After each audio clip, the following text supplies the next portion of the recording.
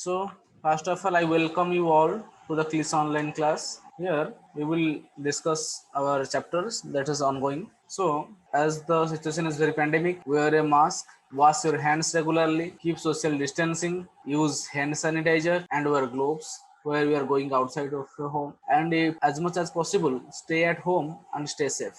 So today, in my fifth class, we are going to discuss these three conditions: Gay-Lussac's law, Avogadro's law, and ideal gas equation. About combined gas equation, I have already told, and today I will also discuss about the combined gas equation again. Okay. So Gay-Lussac's law, first of all. Okay. So first of all, I will show you some image. Okay, I will show you some figures. You have to draw a conclusion from that figure according to your language. Okay, so just look at the picture. So it was a container.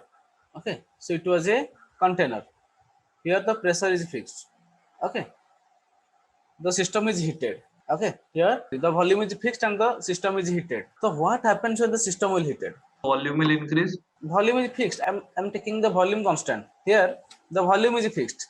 यहाँ पर जितना volume था यहाँ पर भी उतना pressure increase होगा. Okay, so volume अगर फिक्स हुआ तो क्या होगा? गैस मॉलिक्यूल का collision, pressure gas increase molecule होगा. का रैंडमनेस, स्पीड बहुत ज्यादा हो जाएगा. उसका मतलब क्या होगा? यहाँ पर प्रेशर थोड़ा ज्यादा आएगा, है नहीं? इसको फिर से हीट करूं तो देखो फिर से वही वॉल्यूम है. ओके, वॉल्यूम तो वही है, उतना वॉल्यूम में तो ज्यादा कम या ऊपर नीचे नहीं हुआ वॉल्यूम. सो यहाँ पर क्या हुआ? सिर्फ कोलिजन, नंबर ऑफ कोलिजन ज्यादा हो रहा है. नंबर ऑफ कोलिजन ज्यादा होने से प्रेशर ज्यादा आ रहा है. Okay, so that means here less number of collisions are there. Okay, that means यहाँ पर suppose you are enclosed in a room. Suppose I will give you an example. Suppose there are 6 people or 4 people, 5 people, suppose enclosed in a room. Okay, and I will ask them to run. I will ask them to run here and there. Okay, मैं उनको बोलूँ कि यहाँ वहाँ आपको दौड़ना है. ये अगर यहाँ गए, यहाँ गए, यहाँ गए, ये इस तरफ, ये उस तरफ. सो कोलिजन का ये जो दीवार पे टकराने का, ये आपस में टकराने का जो चांसेस होता है वो बहुत कम हो जाएगा यहाँ पर. हाँ या नहीं? या बहुत ज्यादा आएगा? यहाँ पर कोलिजन का चांसेस कम आएगा. अरे हाँ या नहीं? तो अगर मैं क्या करूं, आप लोगों को एक रूम में बंद करके, कमरे में बंद करके, मैं यहाँ पर 2 स्नेक्स, तो 2 सांप यहाँ पर मैं छोड़ देता हूँ. ओके, तो पहले वाला जो था, आप सिर्फ यहाँ पर थे, कोई सांप आप कुछ नहीं था. ओके, तो यहाँ पर आपको बीच में जो कोलिजन होगा, जितना कोलिजन हो पॉसिबल होता है, जितने बार आप आपस में टकराए या दीवार से टकराए, उससे ज्यादा टकराएंगे आप यहाँ पर. हाँ या नहीं? Yes sir. अगर मैं फिर से, आप वहीं पर है और मैं यहाँ पर 6 सांप छोड़ दूं तो यहाँ पर आपका टकराना बहुत ज्यादा हो जाएगा, बहुत ज्यादा. तो उसका मतलब क्या हुआ? आपका कोलिजन, यहाँ पर आपका रैंडमनेस, जो आपस में टकराने का क्वालिटी बहुत कम था, यहाँ पर बहुत ज्यादा हो गया. तो वैसे ही अगर ये क्लोज रूम अगर क्लोज वॉल्यूम हो जाए और आप लोग पार्टिकल्स हो जाते हैं, तो ये सांप हमारा हीट है. तो यहाँ पर जो मैंने जो सांप का कंसेप्ट लिया था, स्नेक का कंसेप्ट लिया था, वो हमारा हीट है. ओके, तो यहाँ पर भी ऐसे होता है. ओके, यहाँ पर 6 मॉलिक्यूल्स थे, तो यहाँ पर नंबर ऑफ कोलिजन आया 6. ओके, सो लेकिन यहाँ पर जब मैं हीट करता हूँ, you know that whenever the system is heated, its kinetic energy increases. Kinetic energy का मतलब क्या होता है? मूव करने के लिए जो एनर्जी यूज होता है, kinetic energy. Okay, so kinetic energy increases, and as the kinetic energy increases, then the possibility of collision also increases. तो यहाँ पर कोलिजन होने का पॉसिबिलिटी बहुत ज्यादा हो गया. ओके, अगर कोलिजन का पॉसिबिलिटी बहुत ज्यादा हो जाए तो क्या होगा? देखो यहाँ पर 6 से कोलिजन का, यहाँ पर 6 बार कोलिजन हो रहा है, यहाँ पर 16 बार कोलिजन हो रहा है.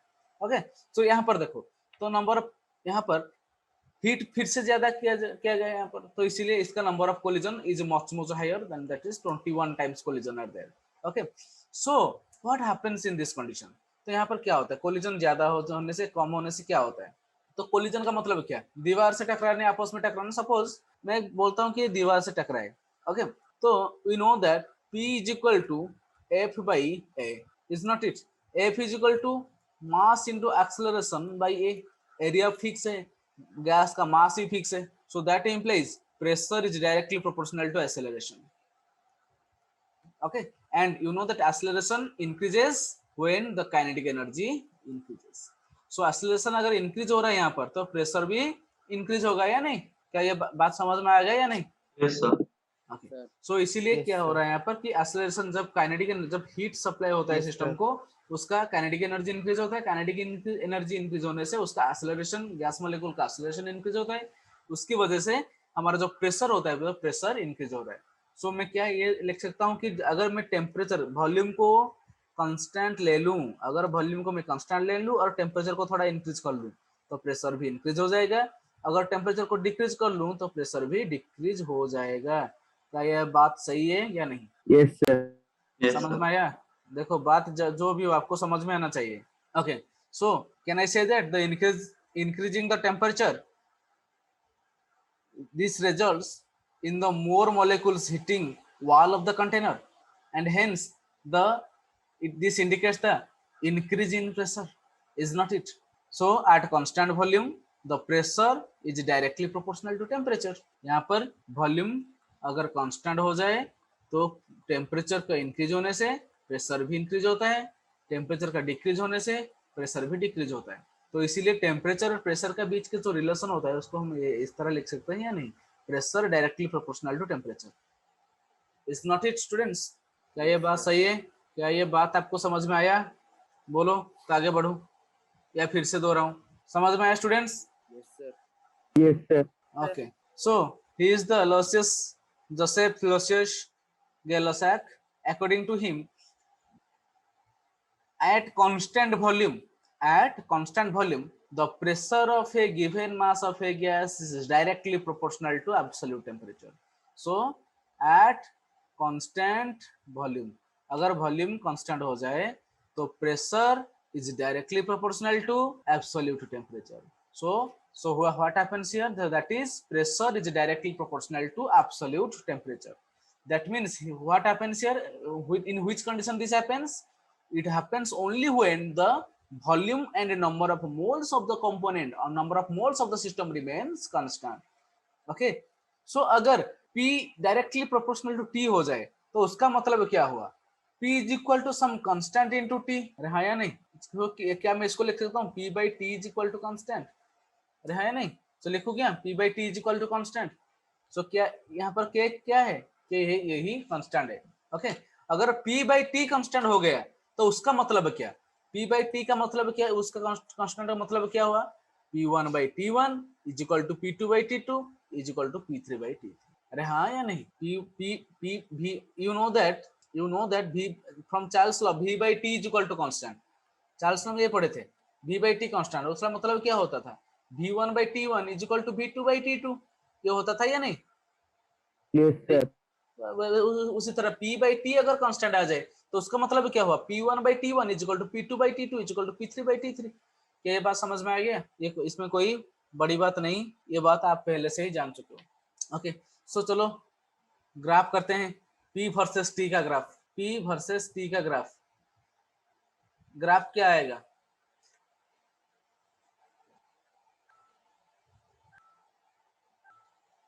बताओ ग्राफ क्या आएगा? passing through origin. The graph will pass through origin. Okay, कैसे? इस तरह अगर टेम्परेचर हाई होगा तो क्या होगा? When the temperature is very high, then the pressure is also very high. Okay, है या नहीं? तो उसका ग्राफ Yes. प्लॉट करूं तो क्या वो ग्राफ इस तरह इसी पॉइंट में आएगा? ये प्लॉट यहाँ पर आएगा? हाँ या नहीं? Yes sir. Yes sir. So अगर टेम्परेचर थोड़ा डिक्रीज कर लूं तो प्रेशर का क्या होगा? प्रेशर का क्या हाल होगा? प्रेशर इंक्रीज करेगा, डिक्रीज करेगा? डिक्रीज प्रेशर कर डिक्रीज करेगा, यहाँ पर आएगा। अगर प्रेशर यहाँ पर आ गया तो क्या हो जाएगा? प्रेशर अगर यहाँ पर आया तो ये प्लॉट यहाँ पर आएगा या नहीं? तो फिर से टेम्परेचर थोड़ा डिक्रीज किया, फिर से टेम्परेचर को डिक्रीज करने से क्या होगा? प्रेशर भी थोड़ा डिक्रीज हो गया, तो उसका प्लॉट यहाँ पर आएगा या नहीं? आएगा या नहीं? Very good. सो अगर इनको स्ट्रेट लाइन को जॉइन कर लूं, ये जो पॉइंट को जॉइन कर लूं, एक स्ट्रेट लाइन में आएगा या नहीं? Okay, so the graph will be straight line which will pass through the origin. Okay, so ये बात आपको शायद समझ में आ गया हो।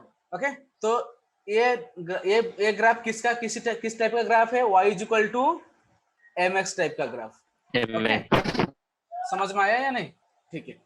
सो तो यहाँ पर कौन सा चीज कांस्टेंट है? यहाँ पर कौन सा चीज यहाँ पर कांस्टेंट है? वॉल्यूम कांस्टेंट है, तो इसको हम आइसोकोर भी कह सकते हैं। क्या कह सकते हैं इसको हम? Constant volume. सो इस प्रोसेस को हम आइसोकोरिक प्रोसेस कह सकते हैं। आइसो का मतलब होता है सेम, कोर का मतलब होता है volume. Volume. Okay, so here as the volume is constant, so इसको हम कह सकते हैं आइसोकोर। ओके, सो कुछ क्वेश्चन करते हैं। सो पढ़ो ये question. A glass container is sealed with a gas at 0.800 atmosphere pressure and at 25 degrees centigrade. The glass container can sustain a pressure of 2 atmosphere. Calculate the temperature to which the gas can be heated before the bursting of the container. Okay, so ये एक बहुत अच्छा सा सवाल है, बहुत सीधा साधा सवाल है, कोई भी घबराहट नहीं है यहाँ पर। क्या ये आंसर आपको आएगा? 1 मिनट का वक्त देता हूँ। 472 degree sir, 472 degree Celsius. Is it clear student? हो गया? सो देखो यहाँ पर प्रेशर कितना दे रखा है, P1 दे रखा है यहाँ इतना 0.8, जब उसका टेम्परेचर क्या था 25 डिग्री सेंटीग्रेड। सो P1 था इतना, T1 था 25 डिग्री सेंटीग्रेड। मैंने आपको पहले से बता रखा है कि ये जो चीज होता है टेम्परेचर का, ये केल्विन में स्केल में ही लेना है। ओके, क्योंकि the pressure is directly proportional to absolute temperature. Absolute का मतलब केल्विन स्केल में होता है, इसीलिए 273 मैंने ऐड कर दिया यहाँ पर। तो ऐड करने से क्या आ जाएगा 298 केल्विन। तो क्या ये चीज आपने किया था? सो P2 यहाँ पर कितना प्रेशर ये कंटेन कर सकता है? मैक्सिमम 2 एटमॉस्फेयर का। सो P2 हो गया 2 atmosphere. So you have to find T2। Okay, so ये मुझे पूछ रहा है कि यहाँ पर कि कितना टेम्परेचर लगेगा ये सिस्टम, ये जो कंटेनर ब्रस्ट करने से पहले मैं उसको कितना टेम्परेचर लगेगा। That means how much will be the temperature so that the system can bear a 2 atmosphere pressure. Okay, so हमको T2 फाइंड करना है, इसलिए हमको यहाँ पर गिवन है कि ये glass under sealed, the container was sealed. उसका मतलब होता है क्या? कंटेनर सील्ड का मतलब क्या होता है? वहां पर वॉल्यूम हमारा फिक्स है। ओके, उसका मतलब होता है वॉल्यूम इज कांस्टेंट। अगर यहाँ पर वॉल्यूम कांस्टेंट आ जाएगा तो क्या हुआ वैल्यू? अगर वॉल्यूम हमारा कांस्टेंट आ गया तो ये हमारा गेल-लॉसाक लॉ का यूज हो जाएगा। ओके, तो अगर गेल-लॉसाक का लॉ का यूज आएगा तो क्या होगा यहाँ पर? According to Gay Lussac law what we know, तो P1 by T1 is equal to P2 by T2। हमको तो मालूम है, हमको T2 निकलना है। T2 is equal to P2 into T1 by P1। Okay, उसका मतलब क्या? उसका हमारे पास सब कुछ वैल्यू है। ओके, उसको सिर्फ सॉल्व करो तो आ जाएगा T2 कितना आ गया? 4745 केल्विन। ओके, तो पता चला मिस्टेक कहाँ पर हुआ था स्टूडेंट्स? आपको पता चला आपका मिस्टेक कहाँ पर हुआ था? तो यहाँ पर टेम्परेचर को थोड़ा माइनस कर लो, डिग्री सेंटीग्रेड में 472 आ जाएगा। Okay, so hence the temperature of the gas can be heated before the bursting the container is 472 degree centigrade. ये सवाल आपको केल्विन में भी पूछ सकता है। ABCD जो आपके पास जो हो गए ऑप्शन, ओके, वो केल्विन में भी दे सकता है, डिग्री सेंटीग्रेड में दे सकता है। ओके, वो कुछ में भी दे सकता है। ओके, तो you have to convert the values according to Gay Lussac law. Which one is correct? A. The A is correct. So let's go for the Avogadro's law. So Avogadro's law, he is Amadeo Avogadro। ये वो genius है जिसने number of moles को describe किया। इन्होंने ही बोला था पहले 1 mole is equal to 6.022 10 to the power 23। Okay, he is the genius। Okay, and his concept is applicable in your day to day life every day। So Avogadro states that at constant temperature, यहाँ पर क्या constant आ जाएगा? यहाँ पर temperature constant आएगा। Eight constant temperature and pressure, यहाँ पर हमारे जो चारों वेरिएबल्स थे, pressure, temperature, volume, number of moles, तो यहाँ पर वो किसको कांस्टेंट ले लिया? प्रेशर और टेम्परेचर को कांस्टेंट ले लिया। अगर वो प्रेशर और टेम्परेचर कांस्टेंट लिया था तो वहां पर उन्होंने देखा कि volume is directly proportional to number of moles. That means जितना नंबर ऑफ मोल्स ज्यादा होगा उतना वॉल्यूम भी ज्यादा होगा। नंबर ऑफ मोल्स गैस अगर थोड़ा डिक्रीज हो जाएगा तो वॉल्यूम भी थोड़ा डिक्रीज हो जाएगा। ओके, तो इसको वो कैसे लिखे? According to his statement, at the equal volumes of all gases, इसको हम याद रखना है students, equal volume of all gases contain equal number of moles और molecules or moles। So that means अगर V is the volume, that means is proportional to number of molecules। So when the pressure and temperature is constant, उसका मतलब क्या हुआ? Number of molecules हम कैसे निकालते हैं? तो number of moles into Avogadro's number. You know that अगर मैं आपको पूछूं कि एक मोल में कितना मोलिकुल है, आपको पता नहीं कि एवोगाड्रोस नंबर ऑफ मोलिकुल है। 2 मोल में कितना मोलिकुल है? ओके, तो 2 मोल में कितना मोलिकुल होगा? तो नंबर ऑफ मोल्स कितना मोलिकुल? 2 into Avogadro's number. इतना मॉलिक्यूल होगा, that means Avogadro's number into number of moles. So number of moles into Avogadro's number, इसको मल्टीप्लाई कर लो, नंबर ऑफ मोल्स का यहाँ पर एवोगाड्रोस नंबर तक कांस्टेंट हो गया, तो that means volume is proportional to n into that is 6.02 × 1023। Okay, so क्या मैं यहाँ पर लिख सकता हूँ ये वैल्यू हमारा कांस्टेंट आएगा, उसका मतलब क्या हुआ, volume is equal to n into इतना, so volume is directly proportional to number of moles. क्या ये बात आपको समझ में आया या नहीं? Yes, Yes, sir. sir. Okay, so उसका मतलब क्या हुआ, तो देखो P, यहाँ पर मैंने लिखा V, यहाँ पर लिखा T, यहाँ पर लिखा M for fix mass of gas और number of moles is constant. Okay, so मैंने दो साइड ले लिया, एक वेरिएबल का साइड, एक कांस्टेंट का साइड। ओके, तो जब प्रेशर और वॉल्यूम वेरिएबल होते हैं, जब कांस्टेंट आ जाता है टेम्परेचर और mass, that means at constant temperature and number of moles and fixed mass of a gas, the volume and the pressure are inversely proportional to each other, that P is inversely proportional to V. So this statement was given by Boyle's law, हाँ या नहीं? तो वैसे ही अगर V versus T में relationship draw करना है, तो कहां पर, जब pressure and number of moles fix हो गए, तो at constant pressure and number of moles, at constant pressure a fixed mass of a gas, the volume of a fixed mass of a gas is directly proportional to temperature. So this was given by Charles law. So volume is directly proportional to temperature. So this statement was given by Charles law. Okay, तो ठीक है, उसी तरह pressure और temperature के बीच में इसको variable ले लिया, जहां पर वॉल्यूम और नंबर ऑफ मोल्स हमारा कांस्टेंट आ गया। So at constant volume, pressure of a fixed mass of a gas, the pressure of a fixed mass of a gas is directly proportional to temperature. So P directly proportional to T. So this statement was given by Gay-Lussac's law, is not it? So according to Gay-Lussac's law, P directly proportional to T when V and M constant. तो उसी तरह अगर V and N variable हो जाए और P and T हमारा constant आ जाए, तो at constant pressure and temperature, the volume of a given mass of a gas is directly proportional to the number of moles, and it was given by Avogadro's law. Okay, so V directly proportional to N.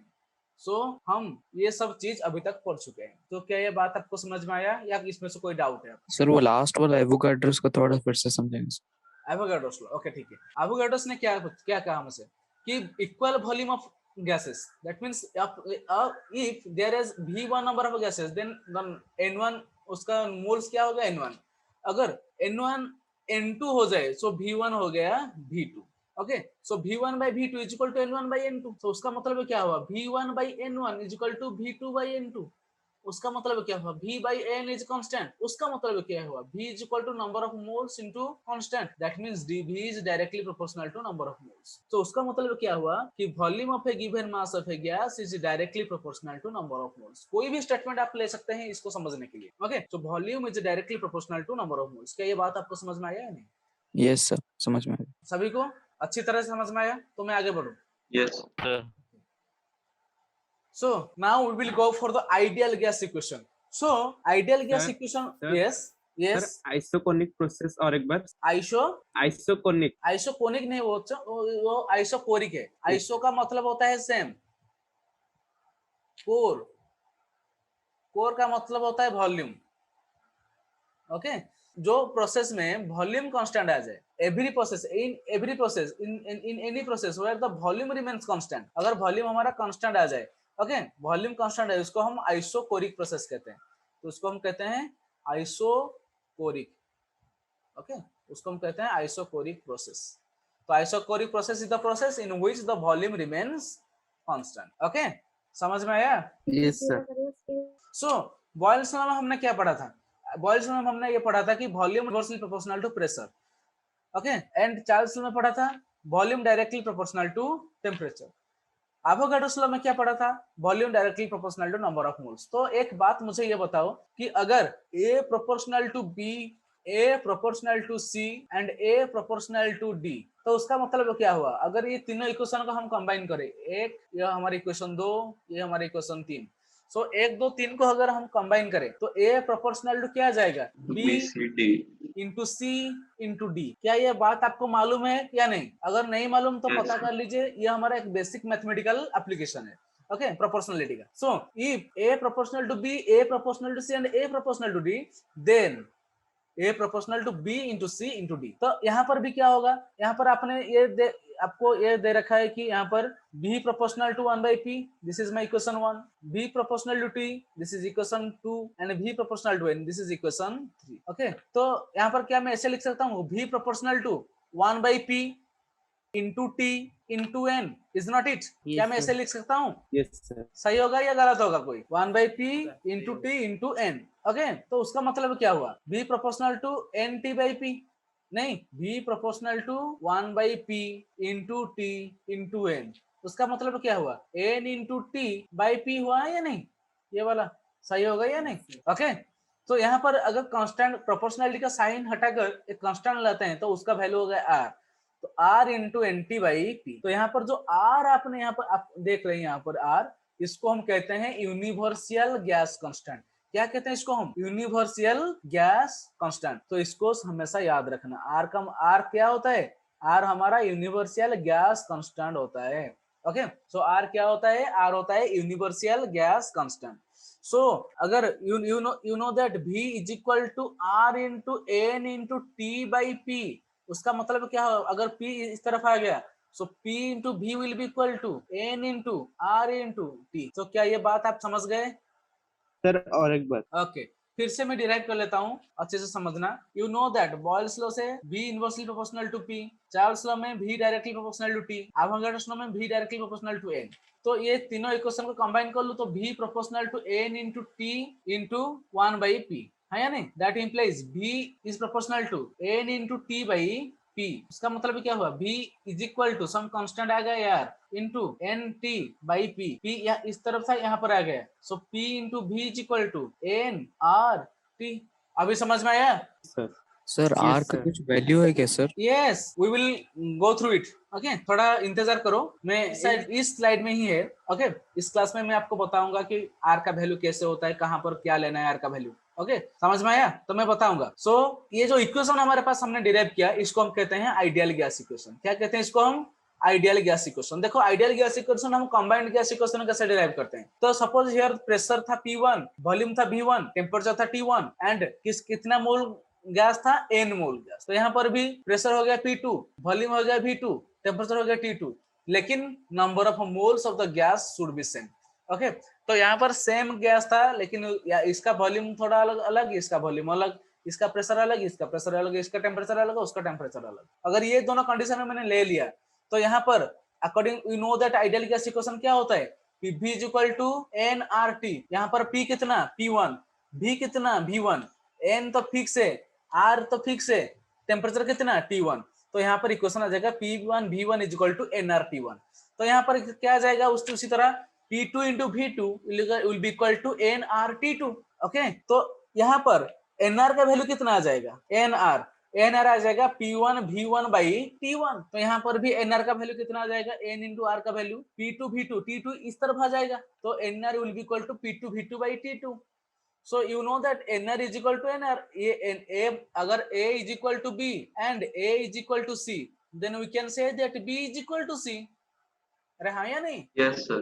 Okay, so you know that. So here nR is equal to P1 V1 by T1, nR is equal to P2 V2 by T2. So उसका मतलब क्या हो गया यहाँ पर? P1 V1 by T1 will be equal to P2 V2 by T2. Is not it? क्या ये बात आपको समझ में आया या नहीं?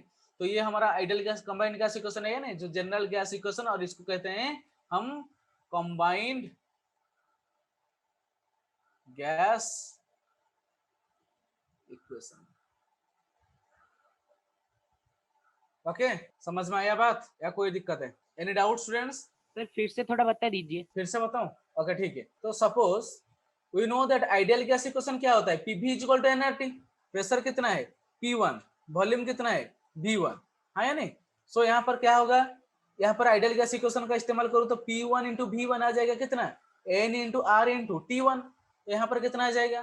P2 into V2 is equal to N into R into T2। मैं यहाँ पर NR पहले NR का वैल्यू निकाला था यहाँ पर, तो NR will be equal to क्या आ जाएगा? P1 V1 by T1। तो यहाँ पर NR का वैल्यू कितना आ जाएगा? NR will be equal to P2 V2 by T2। अगर ये बात आपको समझ में नहीं आ रहा तो मैं दूसरा वाला दिखाता हूँ। ये इक्वेशन हमारा 1 था, ये हमारा इक्वेशन 2 था। Equation 1 P1 V1 into N1 R N into R into T1 था, P2 V2 is equal to N into R into T2 था।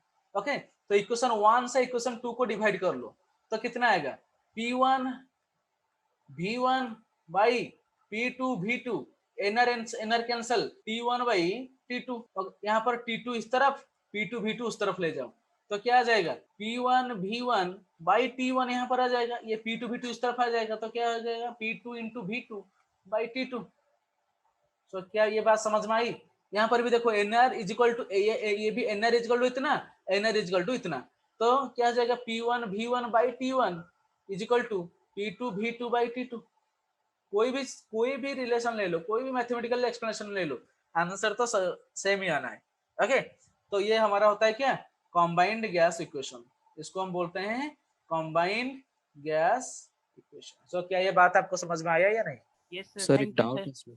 इन yes you can ask your doubt। वो सर वो एनआर में सर वो N के value में हम sir Avogadro's number put करेंगे सर। हाँ, n का मतलब है number of moles, and here the number of mole is fixed, it is a constant. Okay, here कितना नंबर ऑफ मोल्स है, अगर 2 नंबर ऑफ मोल्स होता है तो 2 into एवोगैड्रोस नंबर, अगर 3 नंबर ऑफ मोल्स होता है तो 3 into Avogadro's number. Okay, is it clear? Yes आगे बढ़ूं?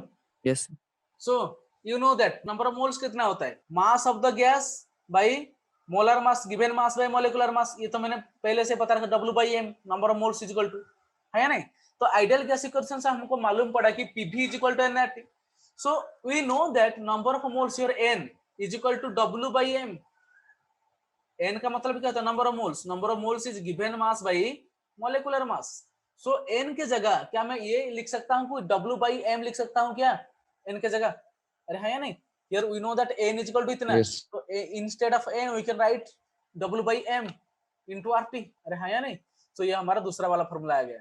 ओके, तो Pv is equal to WRT/M, तो क्या आ गया यहाँ पर, Pv is equal to W into RT/M। Okay, so देखो, तो यहाँ पर मैंने पहले यहाँ पर डिराइव कर लेता हूँ, तो P कितना आ जाएगा, सो W/V इंटू RT/M या नहीं? अरे हाँ या नहीं? यहाँ पर W क्या होता है, वेट, और मास V क्या होता है, वॉल्यूम। तो you know that mass by volume is known as density. अरे हाँ या नहीं? सो V W/V का जगह मैं क्या पूछ सकता हूँ, P इज इक्वल टू क्या, यहाँ पर डेंसिटी लिख सकता हूँ D इंटू RT/M। क्या ये बात कोई गलत हो जाएगा क्या? No, sir. ठीक है, सो यहाँ पर मैं लिख सकता हूँ W into W/V into RT/M, ठीक है ना, या कोई गलत है? So P is equal to W/V, this is weight by volume और मास बाई वॉल्यूम, इस टर्म को मैंने लिखा है D for density, DRT/M। Okay, तो where the D is the density, density is equal to mass by volume. Okay, so instead of W/V I have written D is the density. So ये हमारा दूसरा वाला formula आएगा। तो क्या ये बात आपको समझ में आया या नहीं? समझ में आया? तो आपको अगर डेंसिटी पूछ लेता है कहीं कभी कभी, डेंसिटी कितना आ जाएगा, P into molecular mass by R into T। Okay, समझ में आया? निकल सकते हैं या नहीं? आगे बढ़ूं? Yes, sir. So at constant temperature and pressure, equal volume of all gases contain equal number of molecules is given by which law? Avogadro's. Avogadro's law. So ये जो गैस कांस्टेंट है हमारा R, आप पहले से बहुत उत्सुक थे R के बारे में जानने के लिए, तो मैं आपको यहाँ पर R का वैल्यू थोड़ा आपको इंट्रोड्यूस कर रहा हूँ। Okay, so in order to understand the significance of R, let us examine the nature of quantities in ideal gas equation. Okay, you know that Pv is equal to nRT, so R का value कितना आ जाएगा, Pv is equal to N into R into T और R into NT, है या नहीं? Pv is equal to N R T, तो इसको मैं ऐसे लिख सकता हूँ, R को थोड़ा अलग लिखता हूँ, R into NT, है या नहीं? तो ये मुझको ये R निकालना है, तो R क्या हो जाएगा, ये NT इस तरफ आ जाएगा, तो Pv अगर इस तरफ आ गया तो डिवाइड हो जाएगा, कितना हो जाएगा, Pv by N into T हो जाएगा। तो R का वैल्यू कितना आएगा, R का यूनिट कितना क्या पर आएगा, प्रेशर में आएगा, वॉल्यूम का यूनिट आएगा, ओके, नंबर ऑफ मोल्स का आएगा, टेम्परेचर का आएगा। अगर इसको मैंने 1 बार, इसको 1 लीटर, इसको 1 मोल, इसको केल्विन में 1 केल्विन में लिख लूं तो R का वैल्यू एक पर्टिकुलर वैल्यू आ जाएगा। ओके, इसको 1 बार में ले लूं, इसको 1 लीटर में ले लूं, और ये दोनों का ये मोल है, ये कैन बी ले, इसको कोई चेंज नहीं कर सकता। इसको 1 बार में ले लूं और इसको 1 लीटर में ले लूं तो उसका वैल्यू थोड़ा और आ जाएगा। इसको पास्कल में ले लूं, इसको हम लीटर में ले लूं तो कोई और वैल्यू आ जाएगा। ये प्रेशर वॉल्यूम को, इसको हम एनर्जी भी कहते हैं, एनर्जी की तरफ से ले लूं तो वहां पर भी वैल्यू कुछ और आ जाएगा। फोर्स में ले लूं तो वैल्यू कुछ और आ जाएगा। ओके, तो कैसे कैसे डिफरेंट डिफरेंट वैल्यू आता है तो हम यहाँ पर देखना है। ओके, तो यहाँ पर क्या होगा, now the pressure is force पर area, P is equal to क्या होगा यहाँ पर, देखो पहले तो प्रेशर और वॉल्यूम का टर्म आया था। P कितना होता है, P is equal to F/A, अरे हाँ या नहीं, P के जगह क्या लिखा, P is equal to pressure is equal to force पर एरिया, अरे हाँ या नहीं। तो फोर्स का यूनिट क्या होता है, तो फोर्स पर एरिया होता है लेंथ का स्क्वायर एंड वॉल्यूम होता है लेंथ का cube and this is mass into temperature. So force into क्या हो जाएगा, लेंथ स्क्वायर, यहाँ पर लेंथ का क्यूब, ये कैंसल आउट हो जाएगा, रह गया क्या, फोर्स इनटू लेंथ भाई क्या हो गया, moles into temperature. You know that force into length, length का मतलब होता है डिस्प्लेसमेंट, फोर्स इनटू डिस्प्लेसमेंट क्या होता है हमारा, वर्क डन होता है या नहीं। सो क्या हो जाएगा, work by moles into temperature. तो यू नो सर, और एक बार। That force into length is not nothing equal to work और एनर्जी। ये फिजिक्स में आपको आप पढ़ने वाले हैं, इसको हमेशा याद रखना। फोर्स इनटू डिस्प्लेसमेंट, लेंथ होता है डिस्प्लेसमेंट हमारा, force into displacement is the work और एनर्जी। ओके, वर्क का एक्सप्रेशन नहीं हो तो आर के वैल्यू वर्क में भी कन्वर्ट हो सकता है। Okay, so thus R can be represented as work done per degree per mole. Work can be expressed in the different terms. Systems of unit of R will be given in different numerical values. So क्या क्या होता है R का value, देखो the numerical values of R depends upon the units in which the pressure and volume are expressed. पहले से मैं आपको ये बता रखा था कि प्रेशर अगर एटमॉस्फेयर में होगा, वॉल्यूम हमारा लीटर में होगा तो उसके लिए R का वैल्यू कुछ और आएगा। प्रेशर अगर बार में होगा, ये हमारा वही लीटर में होगा तो आर का वैल्यू कुछ और आएगा। ओके, अगर प्रेशर हमारा mmHg में होगा, ये हमारा लीटर में होगा तो उसके हिसाब से आर का वैल्यू कुछ और आ जाएगा। ओके, सो ये आर का वैल्यू क्या क्या होता है, तो वैसे ही देखो हम पढ़ेंगे आर का वैल्यू क्या क्या होता है। जब मैंने प्रेशर को एटमॉस्फेयर में और वॉल्यूम को लीटर में लिया तो आर का वैल्यू आएगा 0.0821। ओके, ये हमको याद रखना है स्टूडेंट्स। तो अगर मैंने प्रेशर को, सब कुछ सेम है लेकिन प्रेशर को मैंने बार में कन्वर्ट कर लिया, यहाँ पर प्रेशर को मैंने बार में ले लिया, ओके, वॉल्यूम वही लीटर में है तो क्या हो जाएगा 0.0831। ओके, अगर यहाँ पर mmHg में ले लिया, mmHg में ले लिया, वॉल्यूम को वही लीटर में लिया था, क्या इसका वहां पर वैल्यू कितना आ जाएगा आपका वैल्यू 62.3। ओके, तो अगर मैंने यहाँ पर वर्क डन में ले लिया ऑर्ग के हिसाब से, वर्क डन का यूनिट क्या होता है, ऑर्ग होता है, जूल होता है और कैलोरी होता है। Okay, org, joule and calorie, पहले वाला मैंने ऑर्ग ले लिया, ऑर्ग में ले लिया तो 8.314 10⁷ org into kelvin inverse mole inverse. यहाँ पर टेम्परेचर और नंबर ऑफ मोल्स का कोई यूनिट चेंज नहीं हो रहा।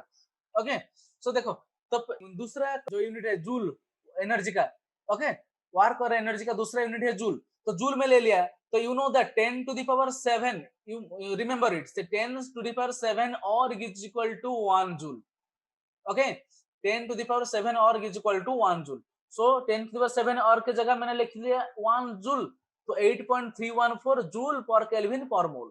Okay, and इस थर्ड यूनिट हमारा कैलोरी, अगर कैलोरी में हमने लिख लिया यहाँ पर तो उसका वैल्यू आ जाएगा 1.9 which is approximately equal to 2 calorie per Kelvin per mole. Okay, 1.98 approximately equal to 2, समझ में आया या नहीं, which is approximately equal to 2. Okay, so note क्या लिखा है यहाँ पर, R value must be taken in the same unit of the pressure and volume. Okay, तो अगर R का वैल्यू हमारा लीटर एटमॉस्फेयर में दे रखा है 0.0831 लीटर बार केल्विन पर मोल में दे रखा है और प्रेशर हमारा पूछा गया कि दिया गया कि प्रेशर हमारा सपोज mmHg में दिया गया है, तो इसको हम पहले कन्वर्ट करेंगे कहां पर, बार में कन्वर्ट करेंगे। ओके, इसको हम याद रखेंगे। तो क्या ये बात आपको समझ में आया या नहीं? सर वो वैल्यूज को याद रखना है, ये वैल्यूज को आपको याद रखना है। ओके, सर मोस्ट कॉमनली कौन सा R value use, most commonly use होता है, देखो ये दो वैल्यू प्राय सबको मैंने maximum time this value R use maximum time. Okay, and for work and energy ये वैल्यू और ये वैल्यू थोड़ा यूज हो रहा है। ओके, ये तो आपको मालूम है 10⁻7 और इक्वल टू 1 जूल। इसको तुम याद रखेगा तो ये भी वैल्यू हमेशा याद आ जाएगा। ओके, तो ये दोनों वैल्यू 8.314 1.9 इट इज अप्रोक्स, इसको याद रखना बहुत इजी है। 1.9 अप्रोक्सीमेटली 2 का मतलब 1.9, 2 के जगह 1.9 ले लीजिए, ये हमारा आ जाएगा कैलोरी में। ओके, इसको हमें याद रखना है। इतना सारा बहुत छोटा और बहुत ही वैल्यू है। ये जो वैल्यू मैंने लिखा है ये हमारा डे टू डे न्यूमेरिकल में आ रहा है। ओके, इतना हमको याद रखना बहुत जरूरी है, तो इसीलिए मैंने आपको ये लिखा है। अगर आप चाहे तो एमएमओ भाईजी में इसको हम याद रखना नहीं रखेगा तो कोई दिक्कत नहीं होगा, लेकिन ये जो 1 2 3 4 5 इसको हम हमेशा याद रखना है। ओके, ये हमारा ड्यूटी है याद रखना। समझ में आया? Yes, sir. So the correct value of R is All of them हो गए। All of that. क्या आपका कोई डाउट्स है? Any doubts? No, sir. Okay, क्या आपको मैं एक क्वेश्चन पूछ सकता हूँ? अगर कोई डाउट नहीं तो क्या मेरे एक आपको सवाल पूछ सकता हूँ यहाँ पर? Yes, sir. Yes, sir. तो लिख लीजिए, ये सवाल का आंसर आप मुझे दे सकते हैं? ट्राई करो। हो गया? Sir, बहुत इजी से था। 12.32 315। देखते हैं और किसी का हुआ या नहीं? 11.2 liters. ओके, देखेंगे। Okay, so volume occupied by इतना ग्राम। ओके, तो पहले वाला डाटा क्या दे रखा है? W is equal to 22 gram. Okay, हमको किसका वेट दे रखा है? कार्बन डाइऑक्साइड का। उसका मॉलिक्यूलर मास कितना आ जाए? कार्बन डाइऑक्साइड कार्बन का होता है 12, ऑक्सीजन का होता है 44 ग्राम। 3 इंटू 2, इसको ऐड करूं तो 44 ग्राम 44 आ जाएगा मॉलिक्यूलर मास। तो नंबर ऑफ मोल्स कितना आ जाएगा यहाँ पर? Half. 22 by 44। Okay, is equal to 1/2। Okay, तो एन वैल्यू आ गया। प्रेशर कितना दे रखा है मुझे? 1 एटमॉस्फेयर प्रेशर। ओके, तो प्रेशर हमारा दे रखा है 1 एटमॉस्फेयर। सो टेम्परेचर कितना दे रखा है? 27 डिग्री सेंटीग्रेड। तो इसको हम क्या कन्वर्ट करेंगे? 27 में ऐड करेंगे 273, तो ऐड करूं तो क्या आ जाएगा? 300 केल्विन। ओके, तो मुझे क्या पूछा गया है कि वॉल्यूम, वॉल्यूम कितना आ जाएगा? V is equal to, we know that PV is equal to nRT। So V कितना आ जाएगा? V will be equal to nRT by P। Okay, so n का वैल्यू कितना दे रखा है? 1/2 इंटू R का वैल्यू कितना दे रखा है? R का वैल्यू हमको पता करना है। यहाँ पर प्रेशर हमारा एटमॉस्फेयर में है, तो वॉल्यूम हम लीटर में अगर निकालेंगे तो R का वैल्यू क्या आ जाएगा? 0.0821। ओके, सो टेम्परेचर क्या देखा? 300, प्रेशर कितना? 1/1। ओके, सो इसको सॉल्व करूं तो कितना आ जाएगा? सो 2 में डिवाइड करूं तो क्या आ जाएगा? 0.0410 इंटू 300। इसको हम सॉल्व करें फिर से, क्या जाएगा? दैट मीन्स 12.3 इतना आ जाएगा क्या? So 12.3 litre. तो volume occupied will be equal to 12.3 litre. Okay, समझ में आया? अरे हाँ या नहीं? Yes, sir. Yes, sir. तो एक और छोटा सा सवाल पूछूं? Yes, sir. तो उसका आंसर 123 पॉइंट समथिंग आ रहा है। Okay, let other solve. Okay, हमको डेंसिटी पूछा था किसका? एमोनिया का, जिसका प्रेशर था 2 एटमॉस्फेयर। ओके, तो कैसे निकालेंगे? We know that PV is equal to W/m into RT। So P कितना आ जाएगा? W/V into RT/m। W/V कितना आ जाएगा? P is equal to D into RT/m। ये हम डायरेक्ट इसको भी हम डायरेक्ट याद रख सकते हैं। ओके, सो यहाँ पर D कितना आ जाएगा? P into M/RT। प्रेशर कितना है? 2। ओके, ये हमारा मॉलिक्यूलर मास कितना होगा? NH3 अमोनिया का, नाइट्रोजन का 14, 17। 17। Okay, divided by R 0.0821। P कितना? टेम्परेचर मैंने नहीं दिया था क्या? सर दिया नहीं था सर। ओके, सो टेम्परेचर सपोज 27 डिग्री सेंटीग्रेड, तो यहाँ पर 300 केल्विन आ जाएगा। तो इसको सॉल्व करें तो डेंसिटी निकल आएगा। ओके, समझ में आया? तो आइडियल गैस इक्वेशन में कुछ इस तरह का क्वेश्चन आएगा। आपको ये सॉल्व करना है। ओके, तो नेक्स्ट क्लास में और थोड़ा जेईई मेन का क्वेश्चन सॉल्व करेंगे। Okay, so still then thank you मेरे साथ जुड़े रहने के लिए, ऑनलाइन क्लास करने के लिए आपको बहुत बहुत शुक्रिया, बहुत बहुत धन्यवाद। Okay, so if you have any doubt then you can ask me right now. Have you any doubts from my class or any before? Any doubts? No, sir. Okay, so thank you. See Thank you you, in next sir. class.